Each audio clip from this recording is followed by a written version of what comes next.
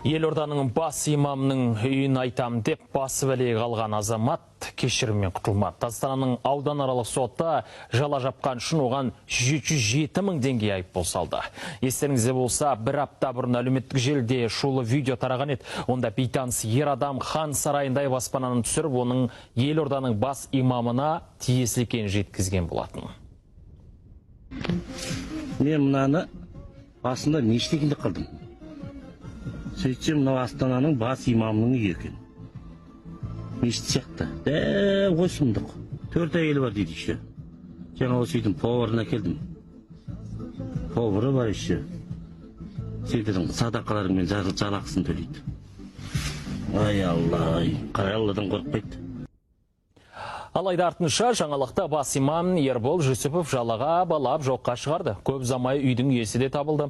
Ол да дін саласынан алыс емес көрінеді. Зәулім сарайдың қожайыны, Зекет қорының Астана қаласында өкілдігінің экс-директоры Нұрлан Алжанқұлов болып шықты. Осы жағдайдан соң ақпарат таратқан азамат видеоны TikTok үшін түсірген айтып көпшіліктен кешірім сұрады. Десе де басқаның беделіне нұқсан келтіріп жалған мәлімет таратқан үшін сот қомақты айыппұл төлеуге міндеттеді. Қаулы күшіне енген жоқ.